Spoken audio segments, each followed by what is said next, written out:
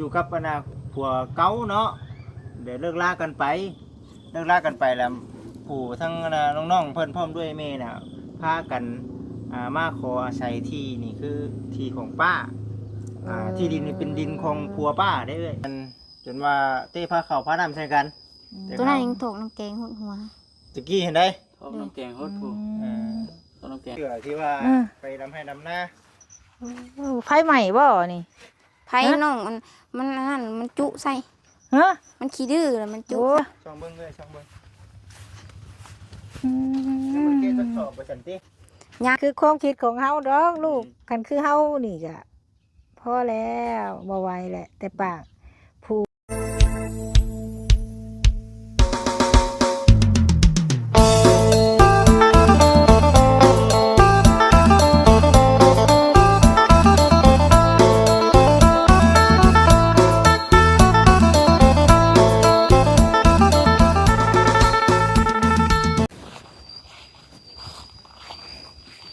มามันนี่ก็เปะหูเปะตาแท้พี่น้องเลยอันนี้กราบสบายดีเด้อสบายดีพี่น้องFCเบิร์ดสุโขนะพ่อกันคือเก่าคือเดิมพี่น้องเลยกับซ่องสาวบุญมาบ้านเฮาเนาะเอาพ่อกันเมื่อนี้พี่น้องทั้งสาวบุญมาหาทางครอบครัวอาหารแม่ลูกหาเนาะที่เราอยู่นั่นกันมีลูกหาคนที่ทางเขาบจิตพม่าตะกี้แหละพี่น้องเลยทางสาวบุญก็บ่เคยมาจากเทื่อเนาะทางแรกเด้อพี่น้องเด้อที่เฮามานี่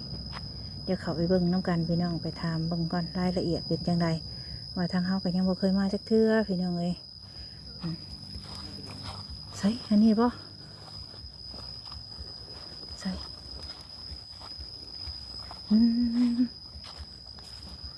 เอาไปที่ไหนฮอดเด้ฮอดแล้วฮอดละสบายเด้อสบายดี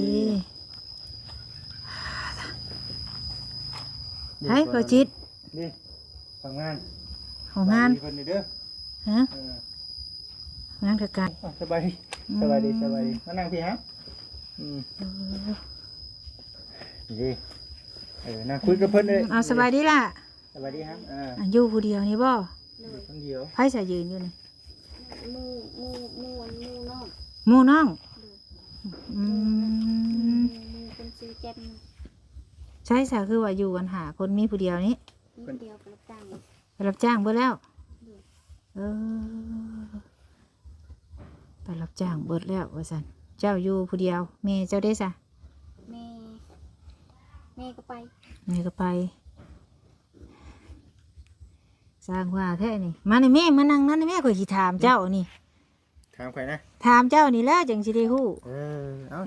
กันนี่แหละสันถามรายละเอียดแล้วข่อยผู้บ่เคยมาเนาะเนี่ยได้อันนี้ได้อยู่เนาะนอนในได้นี่ฮะมาคือบริลุกมันนะ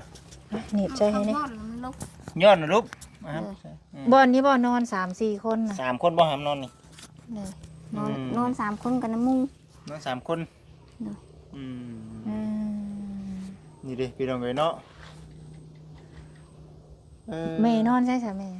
แม่ก็นอนพุ่นอยู่พุ่นเนี่ยมันซีพี่น้องเอ้ยเนาะน่าจะบ่นี่โมเมนดินป้าอันนี้นะดินป้าเป็นครอบครัวที่ว่าออกมาแต่ป่าแต่ดงแม่นบ่ครับมาแต่ป่ามาแต่ดงแต่ดงใส่ดงยังก็ดงอึเนาะบ้านดงมังอึดงมังอึปัจจุบันบ้านเกิดเพิ่นบ่อยู่พุ่นได้ไดบ่บ้านเกิดอยู่นะโพเลยย้ายขึ้นมาอยู่บ้านดง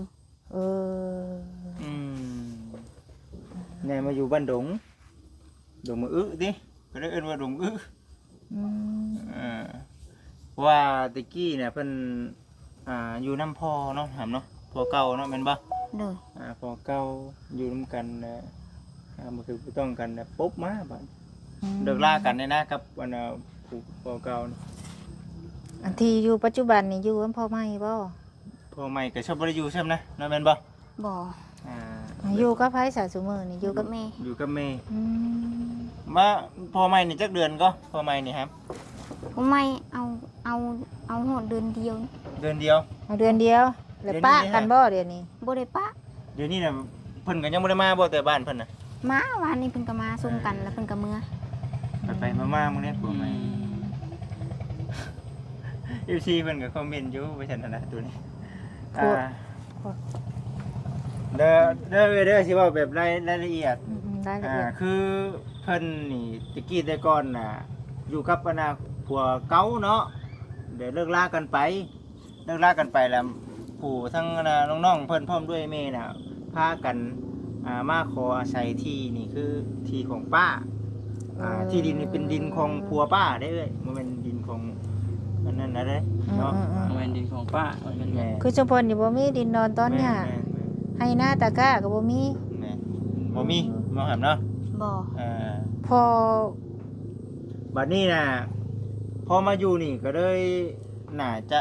คบหากันกับผู้ใหม่นี่แหละบัด อืม ผม พอเก่านั่นเลิกกัน เลิกกันแต่ว่าเราเสียได้บัด ผู้เสียแล้วพอ เสีย เก่า แล้ว มา ผัวเก่า เออ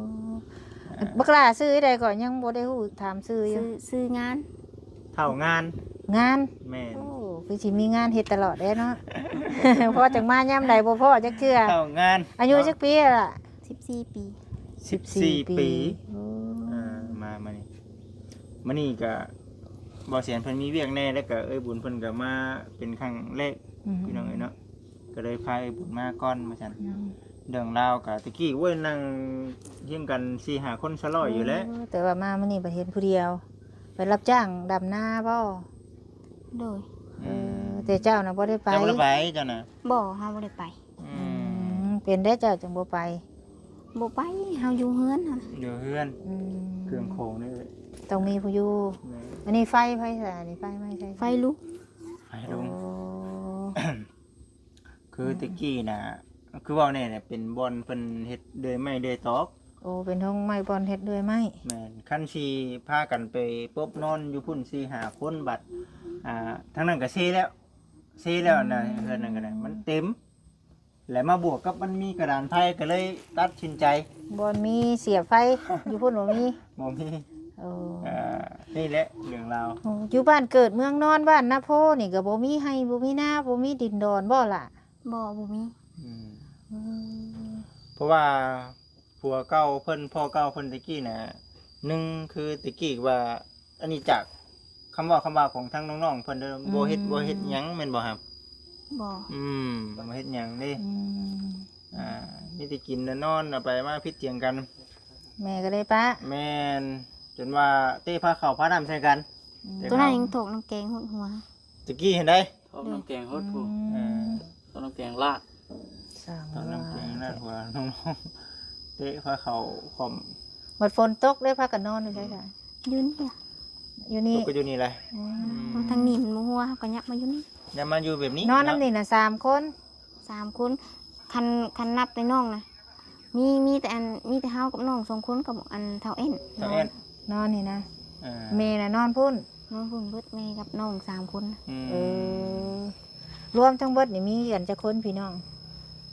มี5 คน ห้า มี4 มีสีมีหา 5ทั้งเฮา ก็หาแล้วนะจังว่า ห้าทั้งเจ้าแล้ว เฮาคงเว้าว่ามีแต่น้อง เพิ่นไอ้กุก โอ้ เลย เจ้านี่ไอ้กกโม แม่นมีน้องชี้เหรอวะ มีน้องซีนับทั้งเจ้าเลยเป็นห้าโอ้ แม่น ทางเราเอง อันนี้น่ะหมู่เจ้าบ่ บ่แม่นหมู่น้องผู้ซื้อเอ็นผู้ โอ้ น้องผู้ช่วยเพิ่นมาจังซั่นฮะ เพิ่นมาหาอันหมู่น้องอันผู้หนึงอีกผู้หมู่อีกผู้หนึงหมู่เอ็น น้องเจ้าน่ะใหญ่กว่าเจ้าบ่ บ่ซ้ำกันนี่เนาะ บัด มา หมู่บัดหมู่คือใหญ่แท้จ้ะ บ่แม่นอันนี้มีหมู่อีกผู้หนึง ฮ่าเป็นยังไงเนาะ พากันเฮ็ดหยังอยู่แต่ละมื้อนี่ อันเฮาก็อยู่บางทีแม่อยู่ก็ไปหาหน่อไม้นำแม่ เออ เดี๋ยวรับจ้าง เท่านั้น เจ้า รับ ข้าว จ้ง น้ำจ้ามปลาเด้จ้ะหาใช้มากิน ก็นำจำปากหาเงินได้ก็ซื้อ ซื้อเลยไปไหว้พุ่นอันนี้น่ะพากันนอนอยู่นี่เจ้าน่ะ เลย เด็กหน่อยนอนอยู่นี้พ่อไม่กับแม่ นอนพุ่น พุด เข้าหรือปะอยู่หั่นมื้อนี้แหละเฮาบ่ได้ไป แม่ทีมงาน ทีมงานชื่อมาให้ ใหญ่เพิ่นซื้อมาให้แล้วน้องเพิ่นนี่ต้องได้ ต้องได้เฝ้าเฮือน ต้องได้เฝ้าแม่นแหละ อืม มีแต่ให้ผู้นั้นเท่าแอนน่ะขับรถไถเป็นแต่เจ้าขับรถไถเป็นอยู่บ่ บ่ แอนน่ะน้องลาบ่ แอนน้อง โอ้ เพิ่นเป็นทรงขี้ดื้อในขี้ดื้อมือขี้ดื้อตีน โอ้ อีกผู้หนึงเนี่ยคือ จับโคง อีกผู้หนึงน่ะเป็น อืม เป็นคนมักสร้างผู้หนึงน่ะลูกพาเพศ โอ้ลูกพระแพ มีลูก ทย์ พาเพศพร้อมได้ซ้ำกัน เออ นี่ ยังว่าคนคำว่านั่งยินกันซะเลยยังว่าเอ้ยเห็นภาพมันนั่นก็คือสิมีคำว่าหลายเติบอยู่ดอก บ่จักความถามเลยเฮาก็ได้ มาหาเพิ่นครั้งแรกก็ได้เนาะ อืม ก็เลยเมื่อนั้นพากันไปเบิ่งบอลเพิ่นพักคนเช้าแล้วโอ้ยเฉพาะเพิ่นจังควบมาอยู่พี่อยู่นั่นนะ อย่าพูดนะ แม่ เออ คนเพอันนี้ก็สิเซ่เบิดแหละนี่แม่นบ่มันเป็นยังเป็นบ่หำนี่มันคือลูกแท้นี่ฮะ ผ้าห่มบ่ อันเขาอันเฮ็ดแล้วมันลงเขาเอ็นมันย้อนเอ็นอันมันขี้ดื้อ ก็พากันนอนหลับ มันยอด ดูบ่นี่กลางคืนก็ได้ นอนดับอยู่บ่ซะ รับ อืม มุ่งไหม้บ่นี่หรือว่ามุ่งหยังนี่ มุ่งตัวเก่าแม่ของเก่าของแม่ตัวใหม่นะแม่เพิ่นอันเอาเมียน ตัวไม้แม่เอาไว้ตัวไม้ ใครซื้อมุ้งใหม่มาให้ บ่แซนบ่บ่แซนนะมื้อน่ะเนาะ อืม มีบ่แซนเข้า2ศอกผ้าห่มนี่จ้ะคือว่าผู้ละโต กามเก่าเฮาบ่อยากคมมันใหม่ ว้าเด้อ มันจะคมมันไหม มันใหม่แล้วบ่อยากห่มเนาะ บ่ ตัวนี้ก็คม เพิ่น ได้อยู่ ตัวนี้ก็ห่มได้อยู่ ดู อืม อันใหม่ละแพงบ่ อืม อืมช่างเป็นแท้ สิแหละพี่น้องเอ้ยเนาะบ่เพราะว่าหนึงมากับน้องๆเพิ่นผู้นั่นน่ะเพิ่นรู้จักว่าเด้ผู้เฒ่าอ้อยนะ อืม ก็เป็นตอนนี้บ่ค่อยได้พ่อเพิ่นดอกอันนี้ อืม บ่ได้ใส่ข้าวนะ ยัง ยังอยู่ ยังเฮาบ่ได้แกะจักสอบเลย เอ อื อ มดีแล้ว ถึกช่วงเพิ่นหาเงินได้เด้ หาได้เลยซื้อไว้เนาะ อืม อืม ถึกช่วงหาเงินได้ อืม นั่นแหละพี่น้องเอ้ยก็มาเบิ่งไปนํกันก็มีหยังเอ้ยถามเบิ่งเด้อถามไทยเบิ่ง บ่ฮู้ความถามแล้วจะเว้าเบิดเด้อเด้ อืม มาเห็นกันพวกเนี้ยอยู่บ่ครบกันเนาะ อยู่บ่ครบ มันก็นอนพุ่น มันอยู่พุ่นบอนแม่เพิ่นนอนน่ะคืออยู่พุ่นเนาะ ไปเบิ่งบ่ไปเบิ่งบ่ เออ ไปเบิ่งก็ไปเบิ่งนํกันนี่แหละอืม ไปเบิ่งบ่ซะไปฮะ ไปเบิ่ง พากันย่างไปเบิ่งไป มาไปเบิ่งนํกันพี่น้องเอ้ย เพื่อน เนาะ ไผซะอันนี้ อันนี้เฮือนอันนั้นเฮือนเอ้ยอันลูกป้า เอ เพื่ อ อนเอ้ย อ่า ลูกเอ้ยลูกน้องนะ พากันย่างไปเบิ่งกันนะ ดินดอนต้นหญ้านี่ บัดป้าบัดคือมีดินบัดแม่เจ้าบัดบ่มี บ่มีแมว ป้าก็บ่ แม่ มีเอ้ย ผัวป้าบ่ อันนี้น่ะเพิ่นป้ากับบ่มีกันแล้วเพิ่นมาตอนนั้นกับเพิ่นกับบ่ได้มีกันแล้วผัวป้าแล้วเพิ่นอันลุงแล้วเพิ่นหาแล้วเพิ่นได้ ลุงเพิ่นหาแล้วเพิ่นได้ พอเรามีติดยาแล้วเพิ่นนั่นมีแต่นอน พ่อติดยาลูกบ่ได้ติดนำบ่หึ บ่ นั่น อย่าให้ติดได้ อย่าไปติดได้เฮ้ย แต่ติดเดี๋ยวเอ้ยบุญเพิ่นบ่มาใกล้พร้อมไหนเนาะ โอ้ไว้สิมาไกลไปติดยาเนาะ พอตอนเพิ่นน้องๆน่ะติดยาเห็น อื ผัว ม ของนานาเอ้ยบัดผู้จักเฮ็ดผู้จักหาก็เลยได้ อืม ปุ๊บมาอยู่พี่บ่พอเท่าใดแล้ว ดินแล้วหมดเลยบ่ดินลุงบ่นี่นะ เบิดเลยดินลุงหมดเลย บัดจุเจ้าน่ะบ่มี บ่ แม่เฒ่าตานายจุเจ้าเด้สายังมีชีวิตอยู่บ่ เพิ่นเสียไปละ เสียไปแล้ว เสียเบิดแล้ว ให้หน้าแม่เฒ่าตานายก็บ่มีบ่ล่ะ เพิ่นขายนั่นเพิ่นขายน้ำลูกเพิ่นคนนึง น้ำลูกอีกผู้หนึ่ง เพิ่นขายน้ำลูกเพิ่นระเบิด เสียจังจะหามนี่ กับหมูฮิปมันจักมันสิเฮ็ดหยังของมัน อืม อ้อยนะ โดย เฮ็ดหยังหมออ้อยเนาะนี่เด้เอ้ยเสียบ่แล้วเพื่อนเพิ่นนั่น โอ้โธ่ มีแต่ส่งเสื้อที่ว่า อืม ไปดำให้ดำนา ไฟใหม่บ่นี่ ไผน้องมันนั่นมันจุใส่ ฮะ มันขี้ อืม สุดยอด เธ ที่ อ ที่น้ำไปนั่งปุ๊บไป พี่มาข้างนี่มันห่มเบิ่งขอซองเบิ่งนี่เด้อ ช่องเบิ้งเลยช่องเบิ้ง อื แล้วมันเก ม จะสอบไปสันติ ยังมันแกะสอบสัก ดีแล้ว โอ้ได้รับปกเมียนอยู่โอ้ใช้บอลอยู่บอลนอนก็บ่ได้มีบ่นี่ อันนั้นแล้วเอ้ย ก็อยู่ว่างหั่นล่ะ ฮะ อยู่ว่างหั่นล่ะ มันอยู่บอลนอนก็บ่มี แม่นอนก็อยู่แบบนั้นเนาะ เออ ไปอยู่นมาแน่เถื่อนบ่จักคนบ่เคยมาพอดีมาพ่อก็ สภาพอากาศ มึงเจ้ากับมึง4โมงจังมาแม่เฮาจังอยู่ ประมาณ4 โมงบ่ 4โมงครึ่งแม่เฮาก็มา อ๋อ พ่อไม่นี่เอากันโดนบันไดเลย เอากันได้แต่ปีเดียวเนาะ หาก็ได้ปีหนึงเพิ่นบ่ได้ให้เก่งบ่ผู้พ่อใหม่นี่ ให้กับเพิ่นบ่ให้มาเฮาใหญ่แล้วยันสมให้คืน ยันตีเพิ่นขึ้นบ่เอาเพิ่นให้ไว้ซะ เพิ่นให้แต่ผู้น้อยนะ ผู้น้อย เออ ผู้เสืออันน้อยๆสุดเลยเพิ่น ข้าวผ้าใส่ไฟสว่าง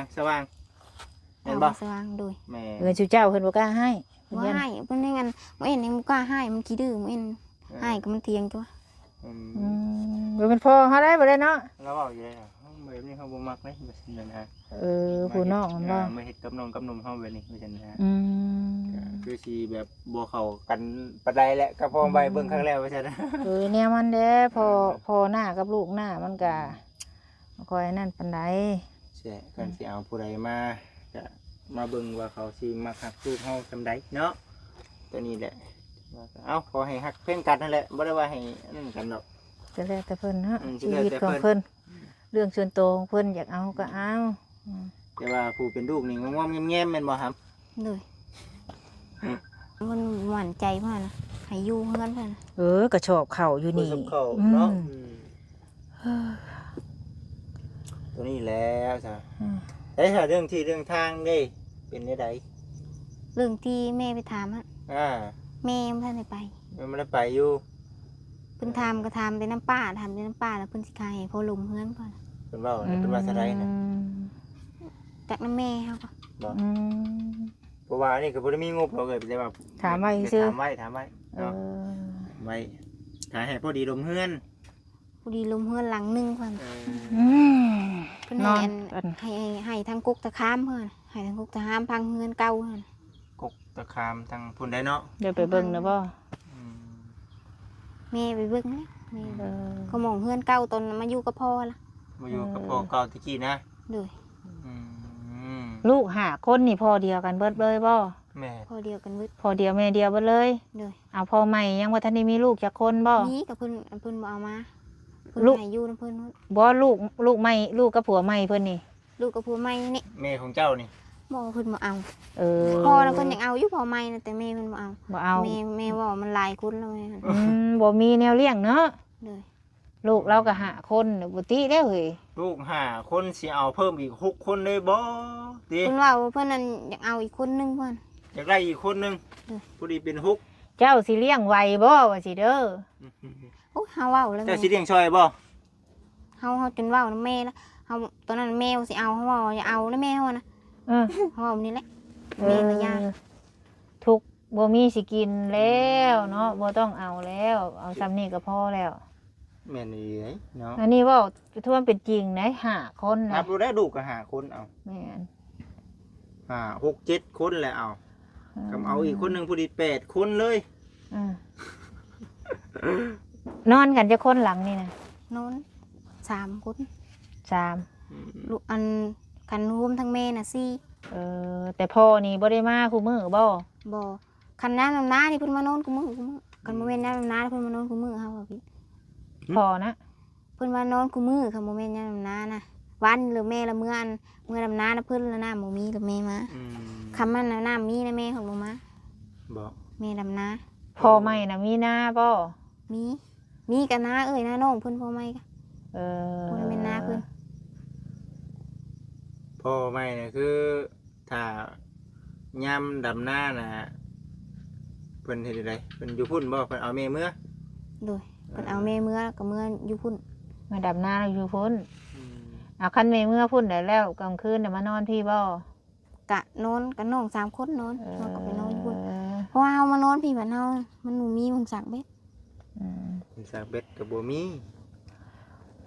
ขออย่างเดียวล่ะขี้ทุกข์ขี้ยากปานใดก็อย่าไปใกล้มันเด้ออย่าสิ่งที่บ่ดีหั่นขอยย่านที่สุดตัวนี้บ่จิตเด็กน้อยรุ่นนี้ มันแน่นอนนะระวังได้อหำเอ้ยเนาะระวังที่สุดยิ่งทุกข์ยิ่งช้ำได้ ส่วนหลายคนนุ่นนี่แหละเด็กน้อยอยากบอกยาก อืม คันวิทย์14-15ไปแหละโอเคแล้วเด็กน้อย เบิ่งไปนะมันเป็นหยังเอ่ยบุญจังว่าในนี่พี่น้องเอ้ยเพราะว่าพ่อแม่ก็คือเห็นที่แล้ว แม่น บ่มีฮอดเวลาสิบอกลูก แม่ นะ น อืม เป็นห่วงอนาคตของเด็กน้อย เพราะว่า นะ ปล่อยไปตามเนาะปล่อยไป แบ ตาม บ ส อ ภา ยู่ พ ตามลำพังหั่นนะวันนี้การโรงเรียนก็บ่ได้เข้าบ่ บ่ บ่ได้เข้าจักคนเลย บ่จะบ่ได้เข้าจักคนเลย และนี่แหละอนาคตของเด็กน้อยค่ะ บ่จะเข้าบ่ใช่แม่แล้วบ่ใช่อยากให้น้องภูเขาน้อง เป็นอยู่บ่เจ้านะพอได้อยู่บ่ บ่ได้จักโตเลย บ่ได้จักโต พ่อกะเพิ่นนั่น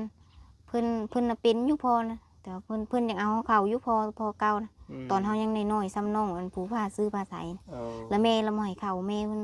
เพิ่นว่าเพิ่นสิมาบ้านพี่เพิ่นว่ามาบ้านพี่เพิ่นหันละบ่ให้เอาเขาเลย ก็ได้แต่งการเล็กน้อยเลยอืม มันยังเพิ่นเช็ดห้องน้ำบ่ซะอันนี้ บ่น้ำสร้างอะนะ ฮะ น้ำสร้าง คนละว่าห้องน้ำจะบอกเบิ่งแม่เบิ่งแม่ โอ้ยโอ้กินอยู่นี่บ่ บ่อาบน้ำกินออกไปเป่งเอาเงินป้า เออพูดเป็นตาย่านแท้อันนี้ย่านแต่เด็กน้อยได้เนาะ ระวัง ข่อยว่าเฮ็ดน้ำเฮ็ด อันนี้คือเฮือนซานเพิ่นอยู่เพิ่นเศร้าพี่น้องคือบ่เห็นมีศาสตร์มีหมอนอีหยังนอนใช่ กู้เมียน โอ้แล้วยังฝนตก เวลาเพิ่นนอนกับเพิ่นจังอันปู โอ้พอได้ปูอยู่แต่ก็สิ อันนี้ บ่ น่ะ นั่น เป็น บ่หมดเนาะ หนักกระโบแมนของแม่เราอีกนะนี่เป็นกระต๊อบห กระ มู ต๊อบ เขา อันนี้นะ เขาเลี้ยงห ตบ มู ป่า เด้ อันมันนอนเลี้ยงหมูตัวนั้น แม่ชุมเจ้านี่แบบบ่มีหยังเล บ่ ย มีอย่างเลย บ่มีหยัง อืม บ่มีหยังกินได้เลย เออ เพื่อนพ่อเฒ่าตานายทวดก็บ่มีให้อยู่บ่ล่ะ เพิ่นนั่นแล้วเพิ่นขายจนเบิดเลย ก็ให้ช่างเป็นแท้นี่เนาะ บ่แห้งแล้วลูกเต้าใหญ่ขึ้นมาน่ะบ่มีบนพักบนเช้าแหละ ป่านนั้นยังว่าอยากได้ลูกอีกอยู่ติสิเอามาไปนอนใช้นี่ โอ้ย ได้ เงินนำอยู่ได้แต่นี้ก็ได้เนาะแต่พ่อใหม่ได้อยากได้น่ะ ก็แม่น เออ พอเก่าแล้วเสียแล้ว แม่นพ่อใหม่นี่อยากได้เพราะว่าข่อยมาอยู่น้ำนี่ข่อยก็อยากได้ลูกหั้นนะ อืม เนาะ แต่มีแต่ลูกก็นะของเขาเจ้าว่าอย่างนั้นยังคือเดือนนี้ อืมเฮ้นะ อยู่ แล้วแต่สิว่าแล้ แล้วแต่สิ ว ว่า ฉันอันนี้คือความคิดของเฮาดอกลูกคันคือเฮานี่ก็พอแล้วบ่ไหวแหละ แต่ปาก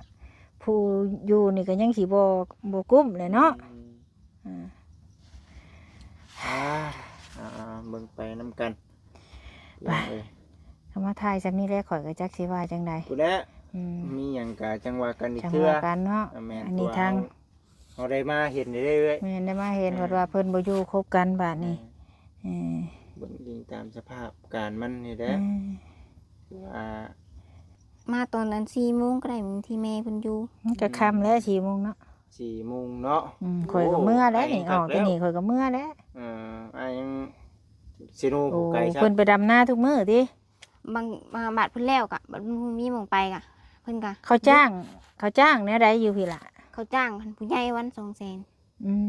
ม คัน ผู้ เด็ก ให น้ ญ่ อยส เดี๋ยว ม วั เฮาน ละ 200,000 เด็กน้อยสมเฮาละวัน150,000 อืมดกน้ำดำน้ำบ่ เพราะว่าเพิ่นก็จ้างคุณลูกต่างหาก เออ ดำ เนี่ย อย่างเดียว ดำอย่างเดียว มีงานทุกมื้อเด้เนาะ อืม อืมเอาสู้ๆไปแล้วเฮ้ย เบิ่งข่อยสิเลาะรอบๆเบิ่งก่อน รอเบิ่งเลยรอเบิ่ง ดักข้าวหนึงเด้อ ไปตามสภาพการมัน ลองเบิ่งก่อนพี่น้องบ่อันนี้ก็บ่แม่นของเราดอกเราอยู่ของเขาพี่น้องมนต์เพิ่นเลี้ยงหมูเลี้ยงมัดนี่น่ะเว้ยข่อยก็เป็นครั้งแรกพี่น้องที่ได้มานี่แหละมาหาทางน้องเพิ่นโอ้น้ำกินเพิ่นบ่นี่น้ำกินเพิ่นบ่อยู่นี่เนาะ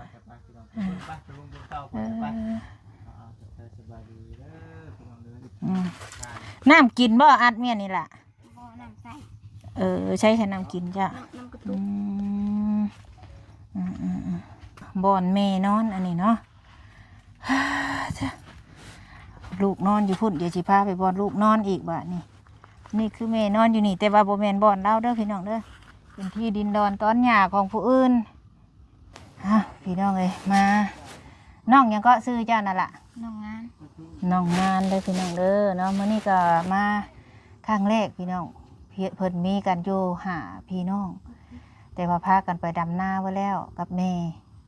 ยังแต่เราผู้เดียวไปเบิด4เห็นบ่ ไป ผู้ที่2น่ะอายุจักปี การกับ14คือกันจน โอ้อันเป็นแฝดน่ะบ่ 14คือกันจน เ เป็นแฝดบ่กับเจ้านั่นบ่คนได้เป็นแฝดอะ บ่คนซื้ออ้อยคนซื้อแอนเป็นแฟนกัน เออเอาเจ้าคือสิ14ซ้ำกันจ้ะ ค่ะกันเฮาว่าเอาดีนะเฮาโหดอันนั้นกายก็เก่าอีก เจ้าน่ะ15 ทุกอย่างซึ่งเจ้าเสือ เบิ่งดูหนา15 เป็นสิวละ เออเป็นผู้บ่าวได้ซะอันนี้15แล้วว่าซั่นพี่น้องมามื้อนี้ก็มาแบบว่าตะกี้ว่าสิเมื่อทางอันซุมบ่าวแสนบ่าวจิตก็เลยชวนมาเนาะก็เลยมาก็เลยบ่ได้มีหยังมาฝากน้องเพิ่นอ่ะเอาอันนี้ไว้ซื้อเด้อล่ะเด้ออ่ะ เด้อ อืมไว้เพิ่นไปซื้อพริกประเดกแป้งนัวเด้อเฮ้ยอย่าไปซื้อแนวบ่เป็นตะกินเด้เมื่อยอยู่ เฮาขี้ข้านอยู่เงินอยู่แม่ให้อยู่ ขี้ข้านอยู่เฮือนอยากไปใช้ค่ะ ไปรับจ้างนะแม่ เจ้าก็เปลี่ยนกันเด้ให้ผู้นั้นอยู่ว่ะนี่มื้ออื่นเจ้าก็ไป เขาบ่ได้ไปเขาไปลิ้นเขานะ คันบ่ไปเขาก็ไปลิ้น เด้อ เออคันเจ้าอยู่คืออยู่เฮือนคันน้องอยู่แล้วแม่นไปลิ้นแต่อันนี้ไปนำแม่บ่มื้อนี้ เขาฮะคนอันน้องเขาบ่ได้ไปนํแม่อีกนึงเขาไปนั่นเขาไปลิ้นน้ำหน้าหมู่เขา ไปลิ้นน้าหมู่ว้ายช่างเป็ดแท้บ้านนี่เนาะ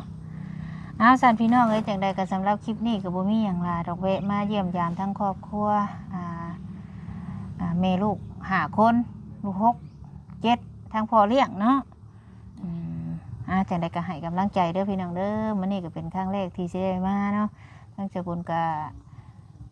มาเบิ่งพี่น้องเอ้ยก็เรื่องการช่วยเหลือก็ขึ้นอยู่กับมันบุญวาสนาหรือว่าขึ้นอยู่กับทางผู้ใหญ่ใจดีเนาะแนะนำเฮาเป็นสะพานบุญให้เพิ่นเฮาก็เป็นสะพานหรือว่ามาถ่ายได้แต่มาถ่ายคลิปให้พี่ให้น้องได้เบิ่งได้ชมนำกันพิจารณานำกันพี่น้องเอ้ยจังใดก็ได้เนาะมื้อนี้ก็สิขอตัวกลับก่อนพี่น้องมื้อหน้ามีโอกาสจังใดก็จังสิแวะมาอีกเทื่อนึงสบายดีแล้วล่ะเด้อ สบายดี โดยสบายดี